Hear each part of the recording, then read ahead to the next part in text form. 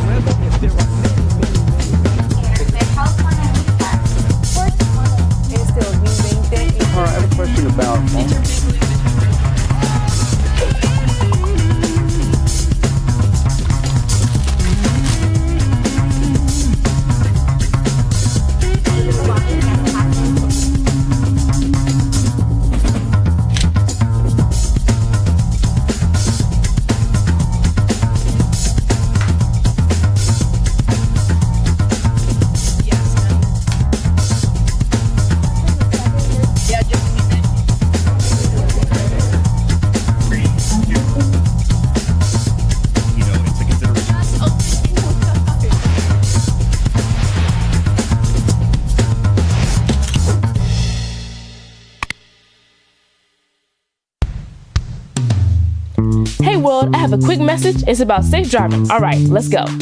Anytime you're driving, have the seatbelt buckled tight. Both hands on the wheel and your phone out of sight. When not in your hand, trying to text somebody back. Because if you do, your car might get smacked. The moral of the story, just put your phone down. The people on the road will stay safe and sound. Put your phone down, put your phone down. People on the road will stay safe and sound. Yeah.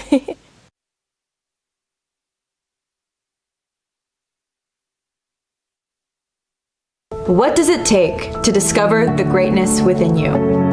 It takes resilience. When I first got to Cal State Fullerton, I felt lost. Then I found my community. It was like a caring family cheering me on. I wasn't sure about being a chemist. My professor showed me I could. People believed in me here, and I learned to believe in myself. Discover the resilience within you at Cal State Fullerton. TikTok has made its triumphant return to the Apple and Google Play stores, allowing users to download the app once again. Janet Gareka has more on the story. A law banning TikTok in the United States took effect in January. While service was restored to the app the following morning, it was no longer available for download in the app stores.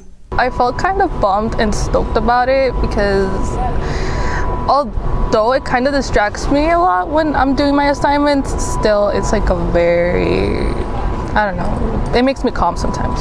A law passed by Congress and upheld by the Supreme Court banned TikTok due to national security concerns that the Chinese government could access user data. There's like other apps here in the US that take your data away, so it's like, I wasn't even worried about it. There are other apps. Again, like I said, there's like other apps that already have your information there, so.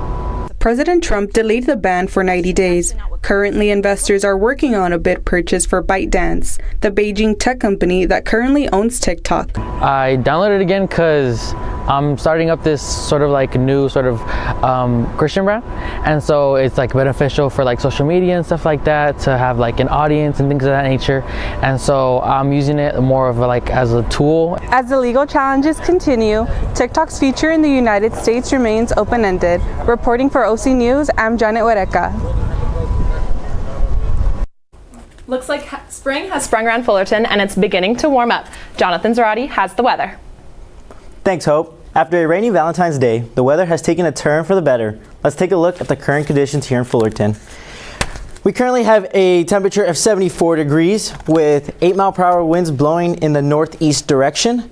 The humidity levels are around 33% right now, but the main number right here is it'll drop all the way down to 49 degrees, which is a 25 degrees drop from the high. And we have a sunset at around 5:40 p.m. As we take a look at the 5-day forecast, we see that it is 62 degrees tomorrow, and it'll increase all the way up to 70, with the low staying at 49. And then on Monday, it'll be around 67 degrees, dropping to 49. Heavy rains across Southern California last week triggered dangerous mudslides, forcing road closures and evacuations for many. In hillside communities, fast-moving debris flows have damaged homes and strained residents. Emergency crews are working around the clock to clear the blocked roads, but officials warn the risk of wet ground still giving way in the area. Experts urge residents in flood-prone areas to stay alert and be prepared to evacuate if needed. Areas that are under evacuation orders include the Pacific Palisades, San Gabriel Mountains, and Tribuco Hills. That is the latest for today's forecast. Make sure to stay cool during the day and bundle up in the evening. Back to Gavin and Hope at the desk. Rapper A$AP Rocky's assault case dating back to a 2021 incident has concluded in California. The rapper, whose real name is Rakeem Myers, was found not guilty by jury. He was charged with 2 felony counts of assault with a semi-automatic firearm. Following his verdict, the rapper embraced his partner Rihanna, who was in attendance with the couple's 2 sons. The Vatican has announced that 88-year-old Pope Francis is currently undergoing treatment in a hospital. The leader of the Catholic Church is currently undergoing treatment for bilateral pneumonia. Doctors have changed this course of his treatment twice since his hospitalization. Last week, since becoming Pope, he has suffered from a number of health and mobility issues, but continues to carry out his duties. The Vatican has announced improvement in his condition, as he was able to meet with the Prime Minister of Italy, who said he was alert and reactive. Coming up after a short commercial break, David Diggs is coming to Cal State Fullerton. And Connor Riley recaps a busy weekend in sports. Stay tuned.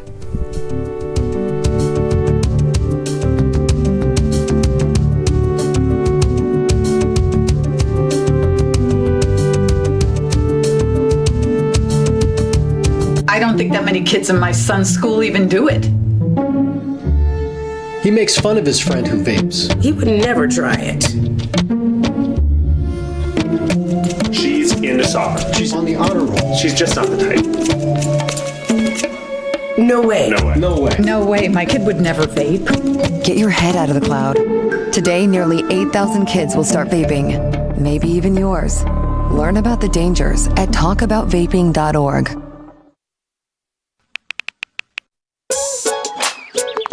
Worried about your friend, but don't know how to reach out? You could say, how are you, or get a fake tattoo.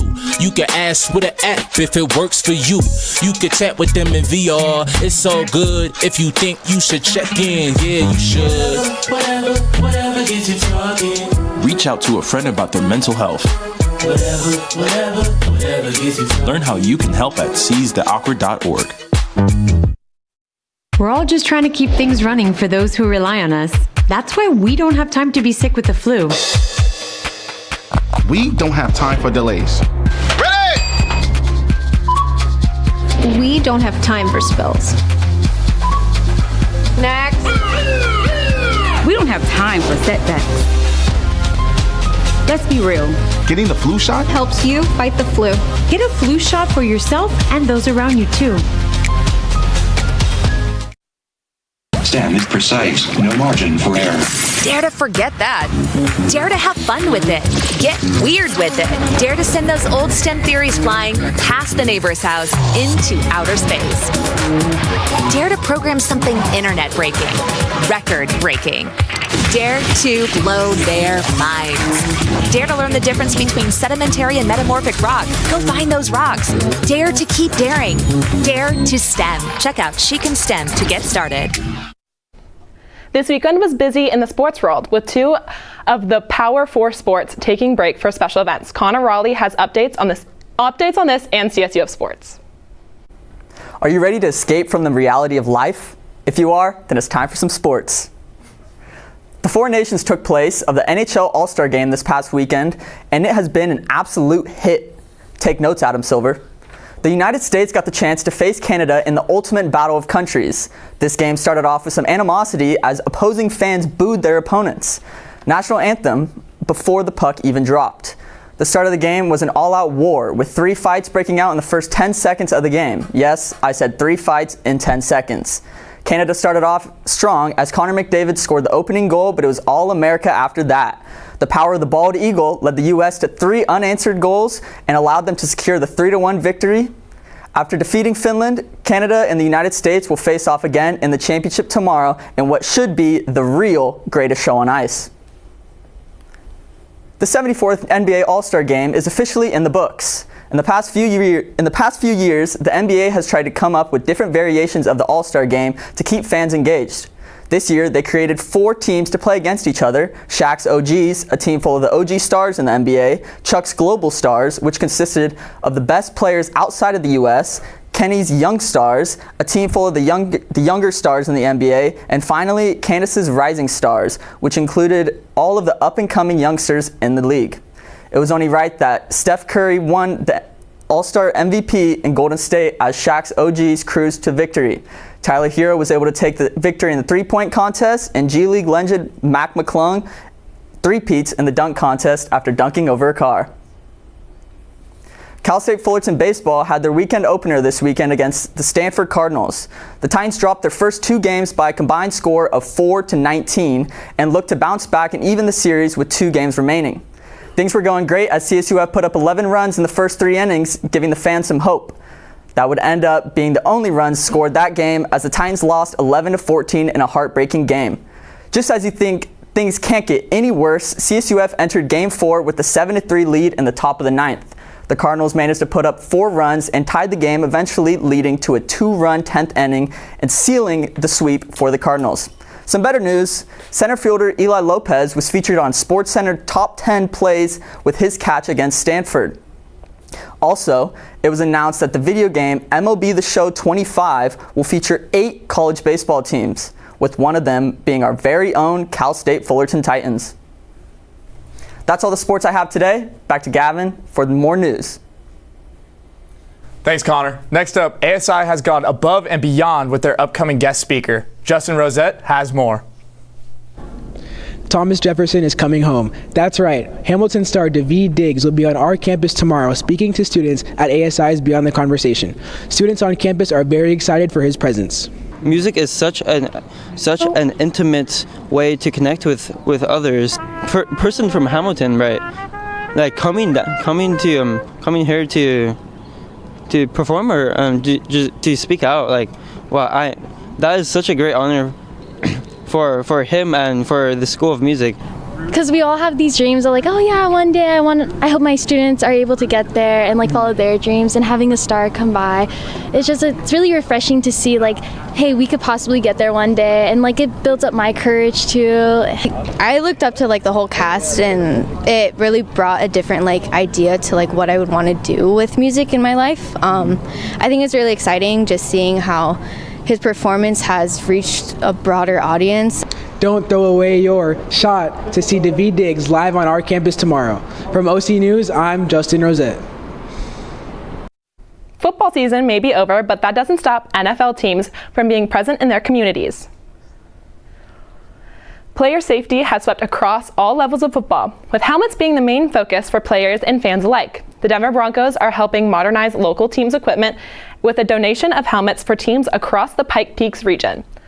The helmets are custom fit to each player and designed with player safety in mind. Schools will begin fitting the helmets later this semester and distribute them to their players in late spring or early summer, hopefully in time for off-season training. Helmets are real important, Hope. They are. They can cause a lot of damage if you don't. Amen to that. That's all we have for this week of OC News. Be sure to tune in next Wednesday at 4:45 for our next show. From OC News, I'm Hope Ferris. And I'm Gavin. Media at OC News, Cal State Fullerton, and at Titan TV, Cal State Fullerton. We will see you next week.